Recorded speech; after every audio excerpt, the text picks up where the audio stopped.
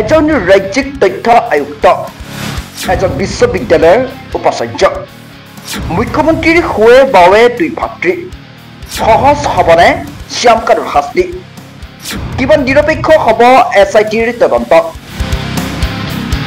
জুবিন গাৰ্গৰ অস্বাভাৱিক মৃত্যুৰ তদন্ত বিচাৰি সমগ্ৰ অসমত জ্বালামুখী সদৃশ পৰিৱেশৰ সৃষ্টি হৈছে। ৰাজ্যৰ প্ৰতিটো দল সংগঠন, আবাল বৃদ্ধ বনিতা সকলোৰে মুখত এটাই দাবী যে জুবিন গাৰ্গক পৰিকল্পিতভাৱে নিষেধ কৰা হৈছে। গতিকে এই ঘটনাৰ উচিত বিচাৰ লাগে।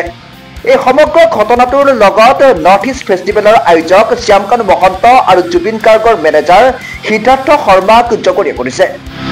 অৱশ্যে ছিংগাপুৰৰ আছাম এছ'চিয়েশ্যনৰ একাংশ লোকৰ দায়িত্বহীনতাও এই দুৰ্ঘটনাৰ অন্যতম মূল কাৰণ হিচাপে প্ৰতিপন্ন হৈছে। অসমত বৰ্তমান সকলোৰে এটাই দাবী যে শ্যাম কানু মহন্ত আৰু সিদ্ধাৰ্থ শৰ্মাক গ্ৰেপ্তাৰ কৰি তৎক্ষণাত বিচাৰ প্ৰক্ৰিয়া আৰম্ভ কৰিব লাগে। ইতিমধ্যে জুবিনৰ মৃত্যুৰ 7টা দিন সম্পূৰ্ণ হ'ল।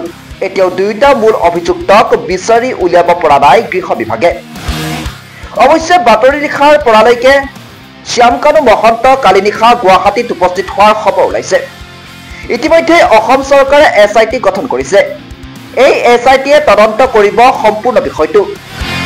কিন্তু একেটা সময়তে শ্যাম কানু মহন্তৰ দুই ভাতৃক্ৰমে ভাস্কৰজ্যোতি মহন্ত আৰু ননীগোপাল মহন্তৰ মুখ্যমন্ত্ৰীৰ লগত থকা ঘনিষ্ঠতাৰ সূত্ৰে তদন্ত প্ৰক্ৰিয়াত ব্যাঘাত জন্মিব বুলি চৰ্চা চলিছে। উল্লেখ্য যে ননীগোপাল মহন্ত গুৱাহাটী বিশ্ববিদ্যালয়ৰ উপাচাৰ্য হিচাপে কাৰ্যনিৰ্বাহক কৰি আছে। জ্যেষ্ঠ ভাতৃ ভাস্কৰজ্যোতি মহন্তই ৰাজ্যিক তথ্য আয়ুক্ত হিচাপে কাৰ্যনিৰ্বাহ কৰি আছে। তদুপৰি এগৰাকী প্ৰাক্তন DGP হিচাপে অসম আৰক্ষীত এতিয়াও প্ৰভাৱ আছে শ্যাম কানুৰ জ্যেষ্ঠ ভাতৃ ভাস্কৰজ্যোতি মহন্তৰ।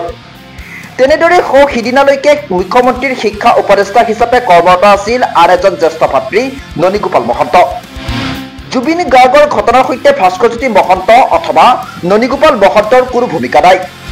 কিন্তু মুখ্যমন্ত্ৰী হিমন্ত বিশ্ব শৰ্মাৰ শুৱে বাৱে লাগি থকা দুগৰাকী ব্যক্তিৰ কনিষ্ঠ ভাতৃৰ বিৰুদ্ধে আৰক্ষীয়ে চলোৱা তদন্ত কিমান স্বচ্ছ আৰু নিৰপেক্ষ হ'ব তাক লৈ সন্দেহ আছে। গতিকে একাংশ লোকে দাবী কৰিছে যে এই সময়ত তেওঁলোক দুয়োজনেই যিহেতু ৰাজ্যখনৰ দুটা গুৰুত্বপূৰ্ণ তথা প্ৰভাৱশালী পদত অধিষ্ঠিত হৈ আছে, নিৰপেক্ষ তদন্তৰ খাতিৰত তেওঁলোকে নিজৰ নিজৰ পদৰ পৰা স্ব-ইচ্ছাই অব্যাহত ল'ব লাগে অথবা চৰকাৰীভাৱে অপসাৰণ কৰিব লাগে। News report NV Live।